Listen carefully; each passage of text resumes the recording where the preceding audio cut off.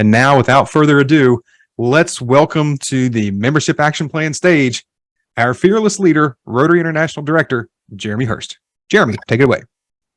Thank you, Andy, and hello, membership champions. I'm broadcasting today from the beautiful Puerto Rico, where I've been attending an excellent membership seminar with District Governor Maria del Carmen and District Membership Chair DGN Luz. So for those of you who are joining the Membership Action Plan webinar for the first time, a big welcome to you. And for those of you who are returning to the MAP webinar sessions, welcome back. It's great to have you here. We're excited you joined us because it means you want to see your Rotary Club grow, or your district, or both. And as we know, your clubs are the only places that we will ever see growth, because Rotary only really happens within our clubs. It's the one place we can create irresistible club experiences for our members by living Rotary International Strategic Action Plan. And living our Strategic Action Plan through MAP, we can enhance our participants' engagement by creating better clubs. We can expand our reach into our communities and create new pathways for a wider and more diverse membership in our clubs. We can adapt by creating innovative new membership types and club types as we increase our impact in our communities. And as our members' lives grow more, we will be able to do more. So let's be clear. The primary job of Rotary International President Gordon, General Secretary John, the Board of Directors, including myself, our zone regional leaders, our district leadership, and our MAP team is quite simply to support and strengthen your clubs. And that is what MAP's all about, providing you with support, the resources, and the opportunity to do just that. But it's in your hands to make it happen. The vision of the Membership Action Plan team is to establish membership growth as the catalyst to fulfill Rotary International's vision, where, as we know, together we see a world where people unite and take action to create lasting change across the globe, in our communities, and probably most importantly, in ourselves. This realization comes from the fact that while some clubs are succeeding with membership growth, many clubs needed a plan they could easily follow that was immediately actionable and backed by real-time data. Our Membership Action Plan, or MAP as we call it, offers a multi-year, data-driven, step-by-step plan to help our clubs achieve consistent, moderate membership growth. That's the Holy Grail. It relies upon building continuity between your district and club leadership lines. It can only be successful if we accept that attrition is real. And whilst we need to engage our existing members far better, we will only grow Rotary if we continue to attract new members. We know that by growing your clubs, you will create lasting change in your communities. And these monthly MAP sessions will provide fundamental techniques to help all of our clubs recharge and go from strength to strength and build momentum. Please note, however, that whilst these methods are proven to work, they're not intended to replace successful processes or plans that you already have in your club. Keep doing those great things. We want to hear from you what's working along the way, and find ways to allow you to share and brag about your successes. And today you're going to hear about tried and tested strategies to achieve success in membership growth in our clubs, using successful recipes, combining club growth plans, the excellent tools in our Membership Success Center, and tips and best practices set out in these webinars. So let's get on with the show. And first on is Zone 34 Rotary Coordinator, Mike Darrah, who will start tonight's program. Mike, over to you. Thank you, Jeremy. Tonight, we're going to hear from two club presidents who have worked to build strong clubs over the past 3 to 4 years. We've broken up the presentation into 4 parts, following our one-page Rotary Club Growth Plan. Every club's unique, but each club has to find a way to create value for their existing members and to attract and engage new members. Your club might find a way to stumble across success, and a few clubs do, but most clubs need a plan, a way to pull all those members in the same direction, using techniques that have been time-tested, like Jeremy talked about.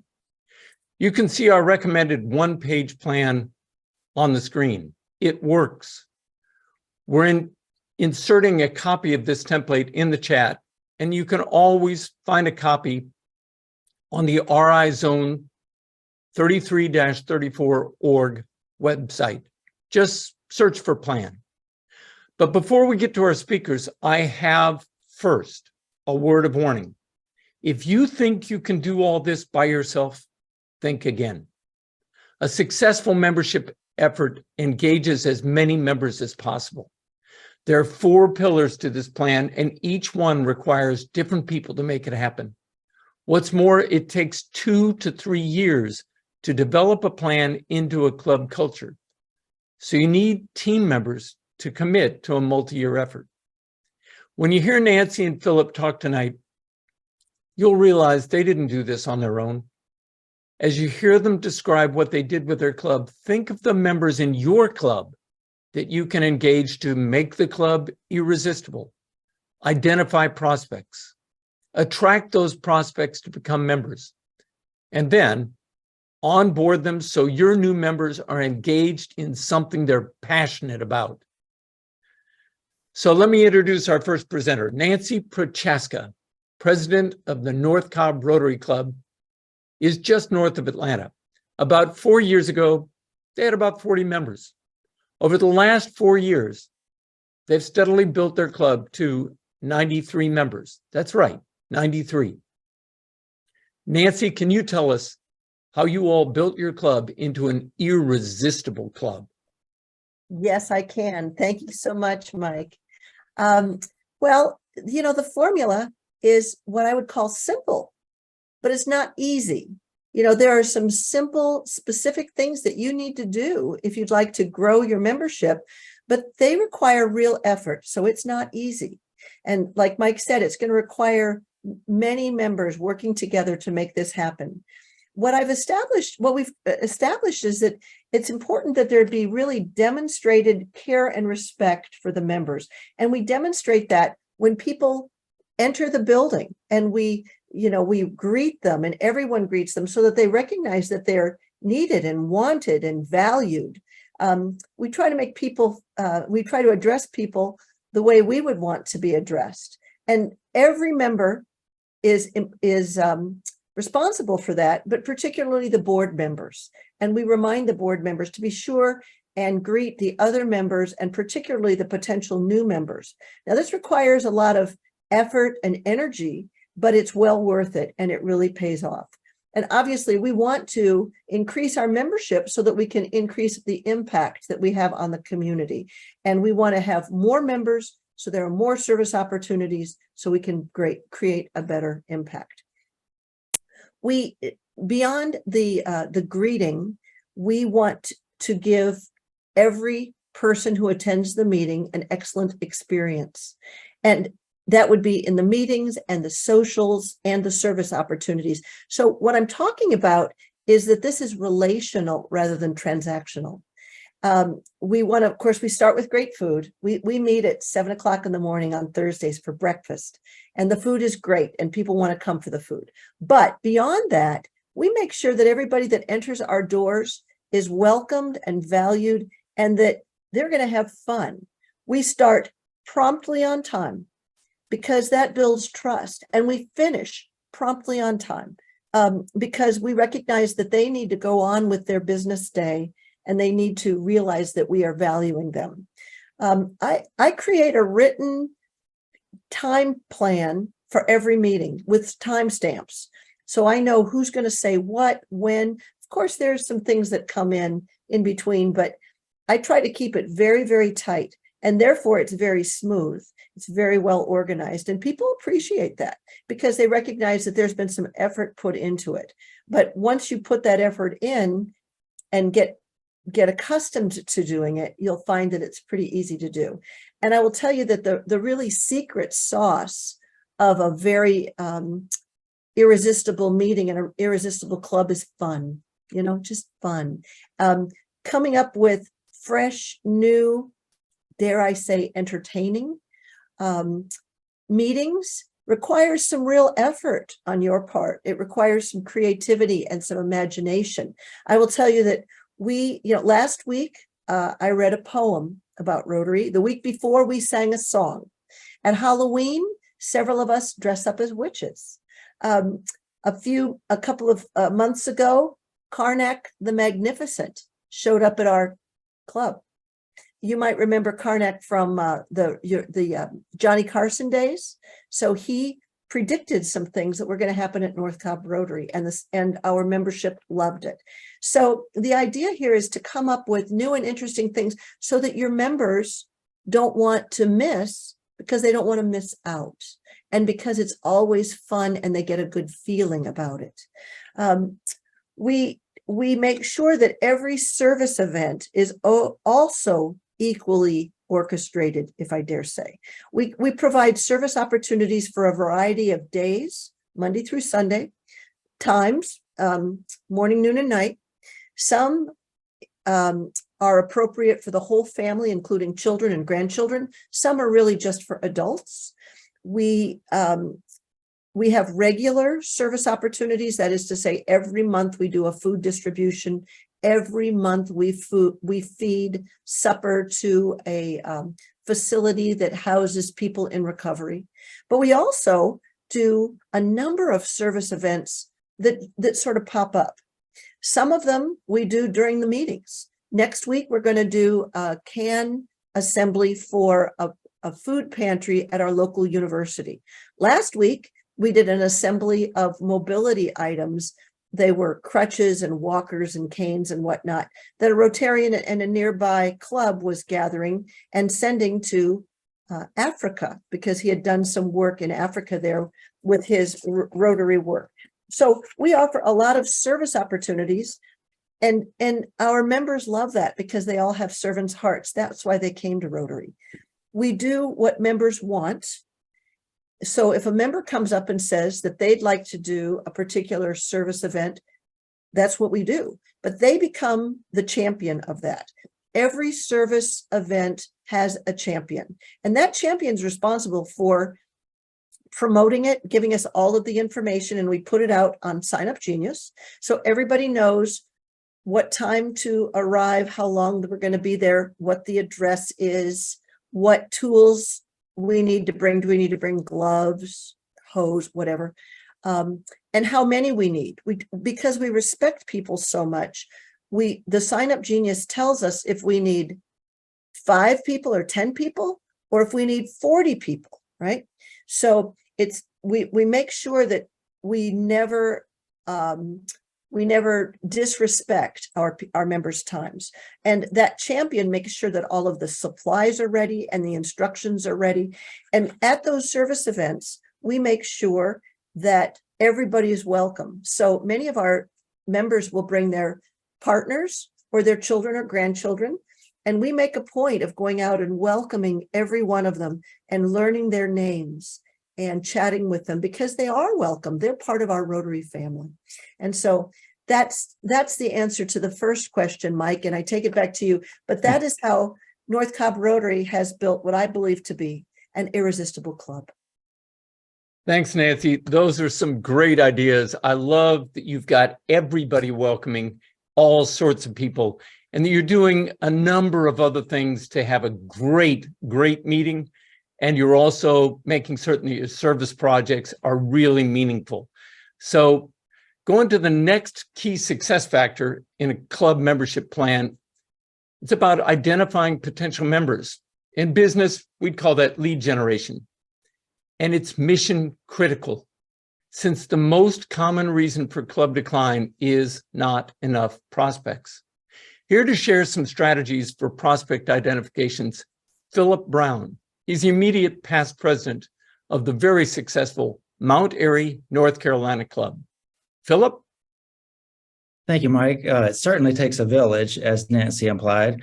Welcome, everyone. It's great to be here with you all. I bring greetings from Mount Airy, North Carolina. Many of you know our little town as the home of Andy Griffith and commonly called Mayberry. The TV show was based on our little town.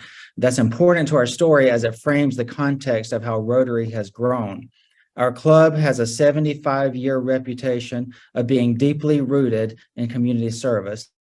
There are 3 options to join Rotary in our town. We have a morning option with Surrey Sunrise, a lunchtime option from where I come, and a new evening option as a satellite club. It's important to meet people where they are. Everyone knows someone who would make a great Rotarian. A big lesson here, I think, is to name the potential Rotarians and actively recruit them. I suspect if I were to poll many of you, you would say that you were asked by someone you trust to join. Our growth over the past few years has come from a targeted approach to prospecting. Our leadership named an unrepresented or underrepresented population in our club: fire, police, EMS, and teachers, all public servants. We developed a list of people we know who hold the same values as Rotary. We use a Google Sheet, but you can also use DACDB or other ways to organize your leads. Leadership held one-on-one meetings with the heads of the various groups and recruited directly from those areas. What we found was our biggest population came from the educators. As you can imagine, many educators have a natural heart for service. One population that surprised us was how interested our international teachers were to join. They aren't from around here, as they would say in Mayberry. They were looking for a place to do good and network in the community. Through this process, we added over 20 new members ranging from 19 years old to 78, speaking 3 languages, where half of the club is bilingual, and equal spread of men and women. One question we had to answer from the beginning was, why Rotary? They could easily organize themselves without Rotary. Our leadership explained to each member that Rotary has a framework and a network that opens doors, multiplies efforts, and gives credibility. And that holds us accountable to good in the world. The last thing I'll say here is that it's important to make this a two-way street. Finding the right fit is critical. Being overly selling or persuasive is not a good thing. Truth and fairness runs deep within our organization. I think it's important to be honest and real. Undersell and overdeliver is always a great policy. And when you overdeliver with all the good things, it's contagious. Members will bring their friends. It's a natural growth process when the formula is right. Thanks, Philip. That idea of targeting your prospecting and identifying underrepresented demographics and businesses, those are great ideas. And it's much more effective than just standing at the pulpit and saying, bring somebody to Rotary. But now let's talk about the next one, Philip. A key success factor for a lot of clubs is attracting these prospects to your club and presenting Rotary in a compelling fashion, like showcasing the irresistibility of your club. Philip, can you share with us how you've gone about doing that? Because it sounded like a pretty successful way that's been used in a number of clubs. Absolutely. The first lesson I think is important is that reputation and leadership matters. When attracting new members, it's important for them to know what they are doing is for all the right reasons. Like I mentioned earlier, we have a 75-year reputation, and it helps make it possible for growth in our small community. Once your leads are generated and you've organized them, etc., you call them and invite them personally. You explain the good work, and it's time to finalize that relationship somewhat. We hold Discovery Rotary 4 times per year, unless we have a group that we need to have a special event for in between the scheduled Discovery Rotary times. Those are on the calendar well in advance. During those meetings, we've done face-to-face and virtual. We explain what Rotary is. We try to get to know the prospective members and their willingness to serve.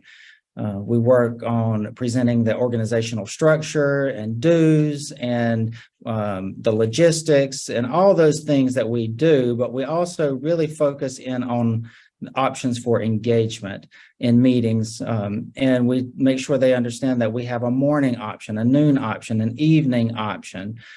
Even though there's some good competition with Surrey Sunrise, we just want them to join Rotary, whether it's in our club or the satellite club or in the Sunrise Club. We have options that range from a relaxed local brewery to a more formal country club. We make sure that they understand that we have dues that are affordable, for example, a service member, or dues that include an active membership and lunches. So it's important to have that menu of options so that everyone feels like there's an entry point for them. But during Discovery Rotary, we spend more time on our purpose and opportunities to serve. They hear about the efforts with the youth service. We have 5 Interact clubs that we sponsor, or our Youth Peace Conference, and on and on. They hear about the local battle with opioid addiction here in Surrey County and the efforts that we are spearheading to turn that around. They hear about the environmental excursions, which is cleaning up trash in our community.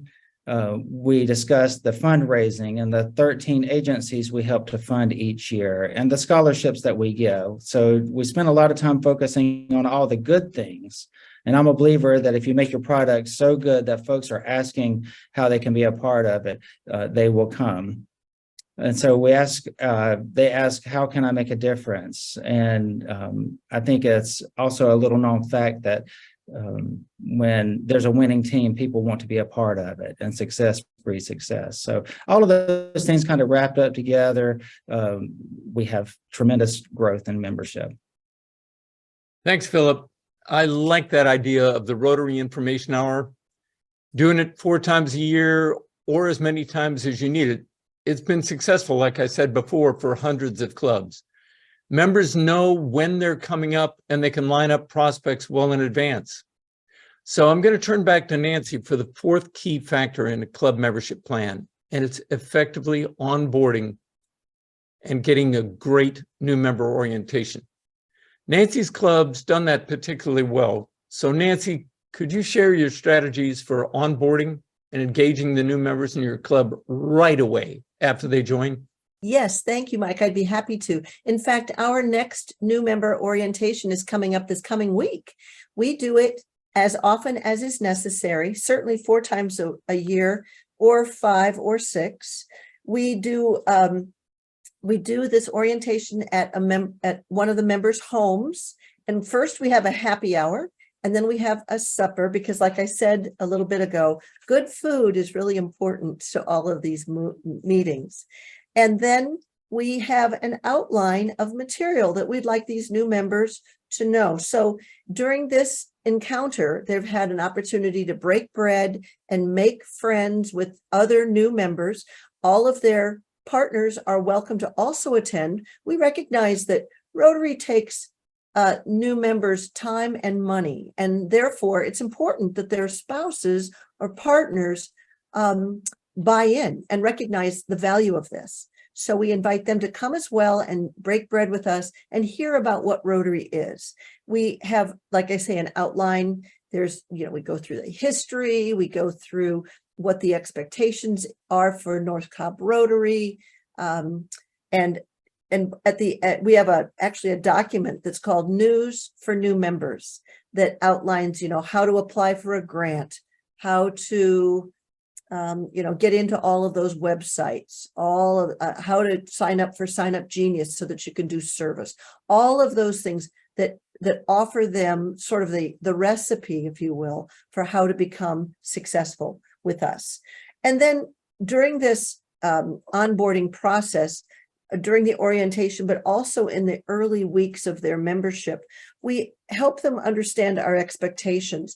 And our expectations are really just that they lean in, right? They don't have to come to every meeting or every service event or every social, but we want them to lean in and attend what they can and contribute their ideas and their talents and their skills, because those hands are important. And that's why we are so happy that they're with us.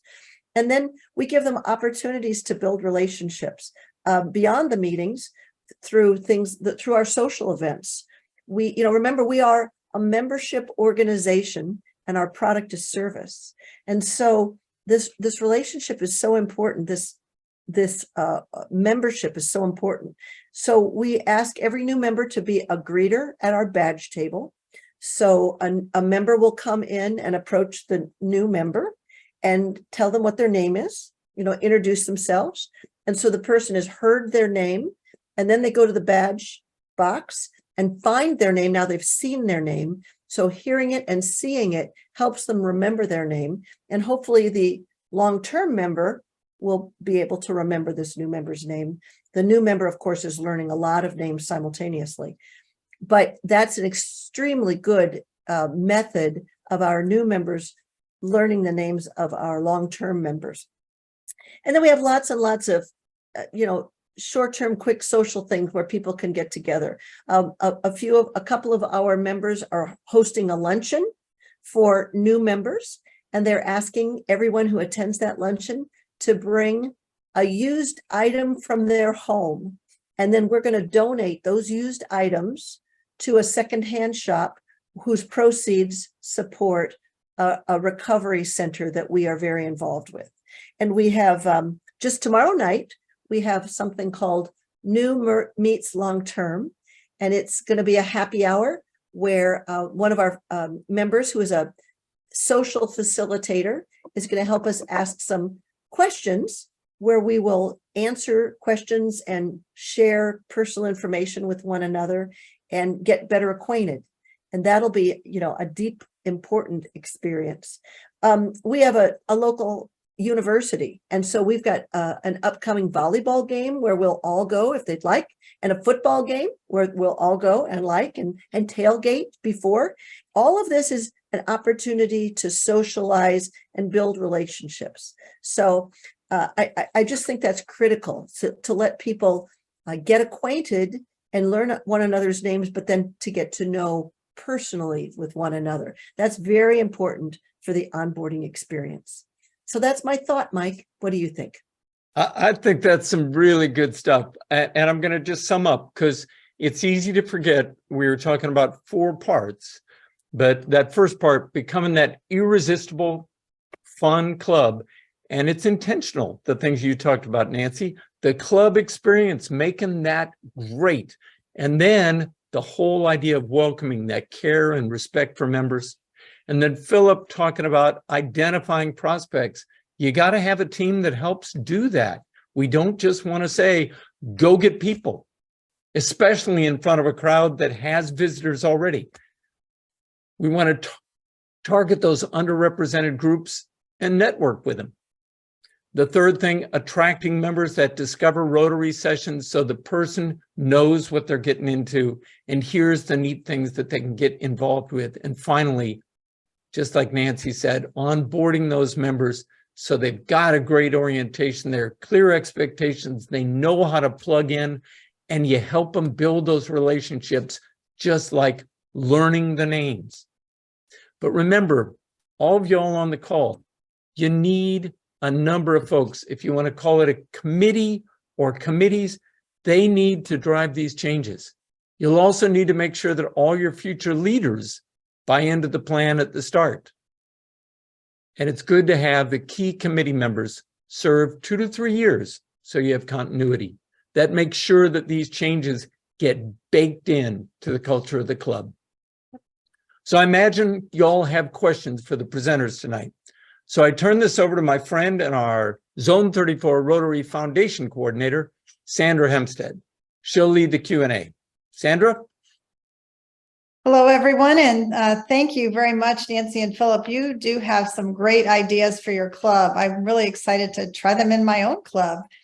So I do have some questions that have come in as you've been talking.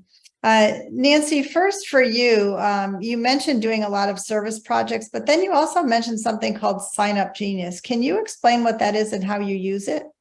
Oh, yes, that's an application. That's you go online and just type in Sign Up Genius and it'll pop up, and it's free. But if you use it as a free method of signing people up, there will be advertisements that pop up around it. Or if you want to give $22 a month, then the ads are all gone. But you have to populate it with the addresses of all of your members. So when you add new members, it's important that you add the new members' email addresses into that, right? So you've set it up initially. Every new member's got to be added in. But we have a person who creates the Sign Up Genius, and it's very easy. There are hundreds of backgrounds and all that, and you just type in that we're going to do, a food distribution at this location at this time, and we need 30 people. Mhm. And so this is how it is, and people will populate it. And when you hit 30, then we're done. So we don't end up with 60 people, because then people are just standing around and people don't like that, right? So that's what Sign Up Genius. Just Google Sign Up Genius. Genius. Okay, thank you very much. And Philip, you mentioned something about finding the underrepresented or unrepresented people to join your club, and you talked about groups of people. How did you identify who to contact and make that initial contact with those groups? That's a great question. So really, it started by just looking around and taking a survey of who you have in your club. And it was I guess a year and a half ago at this point, we were at Myrtle Beach at our district conference, and we were sitting around the fire at the evening, and someone said, I really think we need to expand our reach. There's some groups, populations that we're not really engaging. And one of our members is a fireman, and he also works with transportation. And he said, I love Rotary, but the country club and lunch crew is they're not my people. And so that served as a bit of a catalyst to say, well, who are the people we're missing here, and how can we get them involved? And so we just looked around and said, it's the public service, it's the people who are working in the daytime, and let's see if we can't engage them in the evening. So that's where they come. Okay, that's great. So I think Nancy might have been the person that mentioned, I wrote it down, news for new members. What is that? And is that different than the orientation? Is it before they join, after they join? It's after they join, but it is a document that actually I created when I joined. And there are so many things that people just don't know, right? Now that we're all in Rotary, we know we know how to log into my.rotary, and we know how to get into District 6900. But if you're new, you don't know that. So I just wrote down all of those things, the address for Russell Hampton.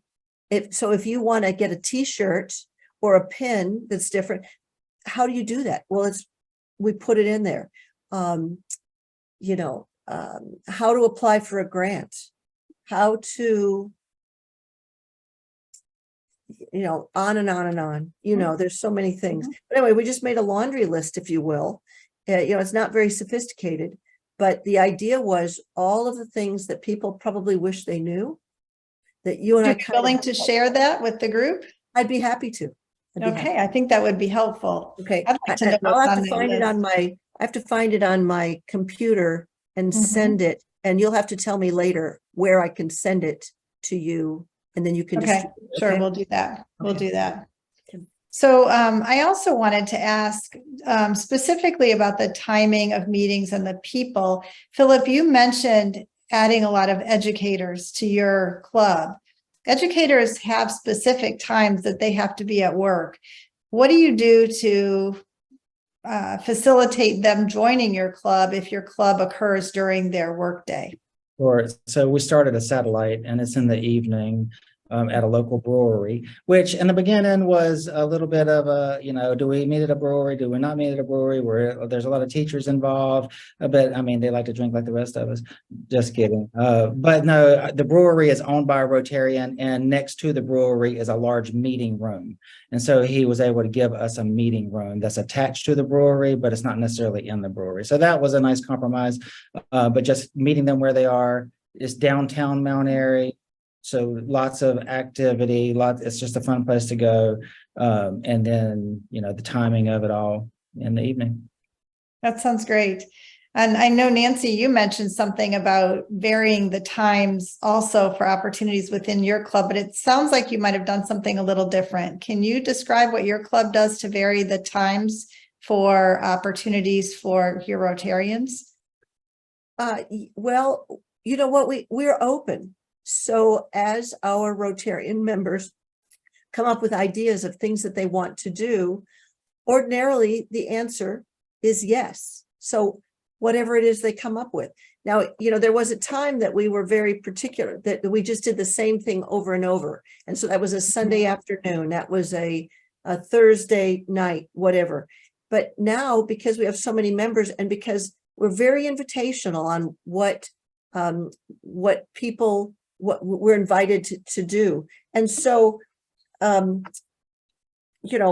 we did a cleanup of a middle school garden, a memorial garden, and we did that on a Tuesday. And then the following week on Wednesday, we came back and painted. So the people that could come on Tuesday couldn't come on Wednesday, right? So we try to just, first and foremost, we try to honor the ideas of our members. So if somebody has a need that they know of in the community and they'd like Rotary to lean in on doing it, then the answer is yes. And that ends up spreading all across. But we also try to deliberately look for times that can include children and grandchildren, right? Spouses are always invited. Adults are always welcome. But those things that children and grandchildren, our people love that. Yeah. Many of our members are already employed all day and they're away from their kids. So they want to be with their kids, but they also want to teach their kids about the values that they are living in Rotary. So we come up with opportunities for the kids to help too, as much as we can. As an example, we play baseball usually about 4 times a year with a special needs baseball league. And so each special needs athlete is out on the field, and there's a Rotarian or one of us with them, helping them field the ball and finding it. And everybody loves it. The special needs people love it. Their parents love it. Our children love it. We love it. It's so much fun. Sounds like it. It sounds like it. I wish I lived a little closer to join your baseball game. Come on. Philip, I have another question for you. And the question is, are the dues different for different members depending on whether they're in your satellite or in your main club? Thanks, Sandra. Yeah, they do. They are different. So it depends on your membership type, satellite and active or service membership or corporate. We have a different structure for each of those. So yes, they are different. And, depending on whether or not a meal is included. That was going to be part 2. Is it different because of the meal or is it different in the dues structure itself? Both. And okay. We worked through a committee when launching the satellite to set that up so it would be affordable for the service members and for satellite members, specifically service-oriented workers like firefighters and police and teachers. Okay. I do have another question for you that just came in. Can you tell us a little bit more about Discover Rotary? And I think we have someone who would like to get a copy of it or learn more about it and follow up to the call today too. Sure. As far as the presentation goes, I don't think it's anything special. I think it's mostly just having it set ahead of schedule and making sure that you're inviting people who kind of fit the mold, knowing your community. Like I said, we have 75-year reputation. We live in Mount Airy. We literally live in Mayberry. So we know everybody. And there are 3 opportunities for Rotary. So we've got a really great presence here in Surrey County. And so just knowing that and then identifying prospecting really well so that when they come, it's more of a conversation. You're just talking to them like a friend. You're working through the different ideas of what Rotary is and then what it means to be a Rotarian. And then, it kind of sells itself. That's great. Thank you. And I did just get a note that we will have the Discover Rotary information in follow-up in an email tomorrow. I want to thank both of you for being on the call today and for answering so many questions. You really did give an excellent amount of information. Thank you. And now I'm going to pass it over to Jeremy. Thank you, Sandra, for moderating our questions, and of course to our panelists, Nancy and Philip, and Mike as well, for some great answers and ideas tonight. And now, onto our rewards and awards program. I think I can hear the drums rolling in the background there. So first, I want to cover the awards for the year just past, but because the final figures are still coming in, I won't identify tonight those receiving awards, but I am delighted to note that it looks as if an outstanding 13 of our 31 districts, as well as a significant number of our clubs, appear to have succeeded in not only participating in our webinars, but also having grown in the last year, just gone. And I very much look forward to recognizing and congratulating everyone who succeeded very soon in the forthcoming webinars. And going forward, there is a change to our awards criteria for MAP as we move to a more task-driven system. Now, that sounds difficult, but it's pretty easy because what we'll do here is set specific membership-related tasks at each webinar. And the completion of those tasks will determine the level of the club award that the club achieves. Of course, as you'd expect, the club also needs to grow to receive one of these awards.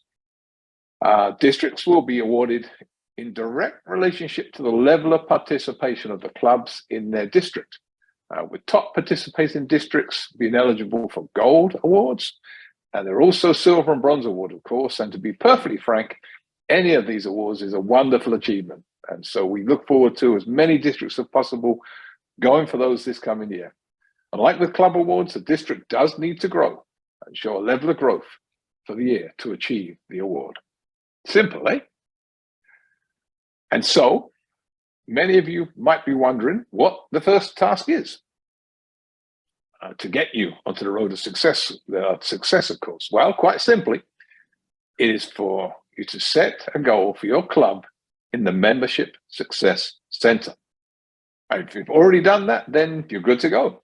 The task must be completed, however, by the end of September to count towards the award. So get into the Membership Success Center and quite simply set a goal. But whilst you're there, explore it a little, find out about those amazing resources, the success tracks and other things that can work for you and help you grow Rotary in your club. And I also want to give you a heads up on what the task will be for next month. And that is quite simply for you to have a club membership plan. Again, you already may have that plan and be working on it, but we will give you information on the next MAP webinar on how to confirm your plan's being done. So you have time to get ahead of the game, in fact. And you can see a link to a one-page club membership plan template in the chat. This is a really simple plan to complete that relates to MAP's webinars and uses the resources that MAP's providing. It's designed on one page, so really isn't onerous in any way, shape, or form at all. But we've got to do it and follow it. So go to this link and download that plan. If you have any questions regarding the awards program, please put them into the chat box now. But take that first step towards growing membership in your club and having a greater impact in your community by completing the August MAP task, so you can get a head start even on the September one, as we said today. Now for a few up-and-coming webinars. Ask me anything. Well, don't ask me, at least ask the Zones 33 and 34 public image teams anything during their virtual live Q&A session with the aim of improving your public image efforts. This event will be held on Tuesday, August 22nd at 6 p.m. Eastern. No registration is required, and you can join this session from elevaterotary.org. We also invite you to attend a special polio event on Monday, August 28th, 2023 at 6 p.m. Eastern. Polio, of course, remains our #1 corporate priority, just as membership is our #1 organizational priority. And past Rotary International President and Chair of the Board of Trustees of the Rotary Foundation, John Germ, will be featured speaker. You can register for the link in this chat. And of course, our next Membership Action Plan webinar is on Monday, September the 11th at 6 p.m. Eastern. That evening, we will work on your club's key to irresistibility, unveiling the path to membership excellence and improving the membership experience of your members by shaping club culture. And you can sign up using the link in the chat or in the many other places on the website and Facebook page that you'll see it coming. And lastly, remember to kickstart your membership growth in this new Rotary year. Set your goals in the Membership Action Plan Membership Success Center. Attend the monthly Membership Action Plan webinars like this one, and thanks for being here today. Implement the attraction and engagement strategies to become simply irresistible. Let's make a bigger impact in your community and create an irresistible club for our members. Set your goals in the Rotary MAP Membership Success Center to take the first step. Thanks so much for being with us this evening. We appreciate you giving us your time. We hope you enjoyed it and found it useful. We look forward to seeing you next month on September 11th. Take care. Have a wonderful night and a great rest of the month. Good night.